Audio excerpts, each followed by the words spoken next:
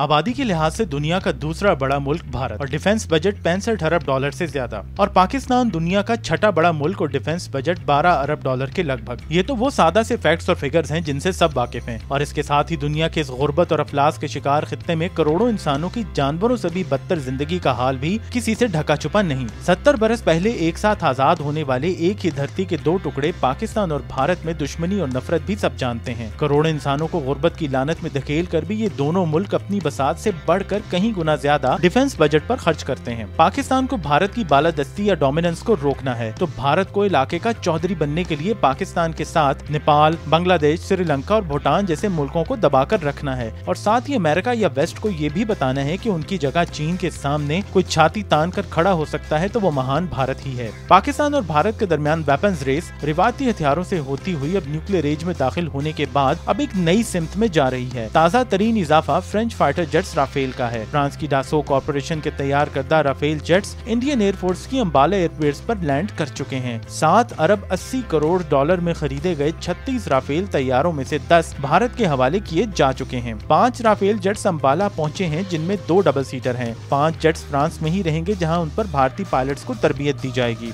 वैसे तो भारत ने 2008 में अरबों डॉलर खर्च करके अपने बूढ़े सोवियत MiG-21 या फ्लाइंग कॉफिन्स की जगह 126 मीडियम मल्टी रोल जदीद तरीन लड़ाका तैयारे खरीदने का फैसला किया था, जो अब होते होते 36 तैयारों तक आ गया है। राफेल जेट्स फ्रांस में 1986 से तैयार किए जा रहे हैं और उन्हें 2001 में फ्रेंच एयरफोर्स में शामिल किया गया था। 4+ या 4.5 जनरेशन समझा जाने वाला राफेल बालाकोट हमलों के दौरान और बाद में भी भारत सरकार को बार बार याद आया। 19 फरवरी को पाक फिजाइया की जवाबी कार्रवाई, विंग कमांडर अभिनंदन के मिग और सुखोई 30 का वो मलबा जो कभी सामने नहीं लाया गया, इस तमाम तर तनाजुर में मोदी जी भी कहते रहे कि राफेल होता तो ये ना होता। खैर, अब राफेल आ गए हैं तो क्या होगा, राफेल क्या कर सकता है और क्या नहीं, पाकिस्तान का F-16 और JF-17 थंडर ब्लॉक 3 राफेल को टक्कर देंगे या नहीं, ये सब यकीनन दिलचस्पी का बाइस है। लेकिन अब जब राफेल पहुंच गए हैं तो भारतीय सेना ने उन्हें पाकिस्तान के बजाय चीन से लड़ने के लिए इस्तेमाल करने का फैसला किया है। इंडियन एयरफोर्स के डिफेंस स्ट्रेटेजिस्ट का दावा है कि किसी भी टकराव की सूरत में चीन अपने बैलिस्टिक मिसाइल से इंडियन एयरफोर्स की बेसेस या स्टेशंस को निशाना बनाने की कोशिश करेगा। ऐसी सूरत में भारतीय फिजाइया अपने लड़ाका तैयारों बिलखुसूस राफेल और सुखोई 30 को मैदान या फजा में लाएगी। भारतीय माहिरीन का मानना है कि भारत की मशरकी से मगरबी सरहद तक फैले कई एयर बेसिस को बैक वक्त निशाना बनाने की सलाहियत के बावजूद चीनी बैलिस्टिक मिसाइल हमला उसका कुछ नहीं बिगाड़ सकेगा। एक एयर बेस को 24 घंटे तक बंद रखने के लिए चीन को तकरीबन 220 मिसाइल फायर करना होंगे। अगर चीन की PLA सिर्फ 3 एयर बेसिस पर ही हमले करके उन्हें नाकारा बनाने की कोशिश करे तो चीन को यौमिया 660 बैलिस्टिक मिसाइल दरकार होंगे। चीन के पास एक अंदाजे के मुताबिक 1000 से 1200 बैलिस्टिक मिसाइल मौजूद हैं, जो भारत के किसी भी कोने को निशाना बना सकते हैं। लेकिन इसके साथ ही भारतीयों का भी मानना है कि उनका अग्नि भी चीन के चप्पे चप्पे पर अग्नि या आग बरसा सकता है। लेकिन चीनी बैलिस्टिक मिसाइल हो या भारतीय, 100 किलोग्राम के वॉरहेड या पेलोड से ज्यादा ले जाना किसी के बस में नहीं। इसके बरक्स राफेल जैसा फाइटर जेट 30 टन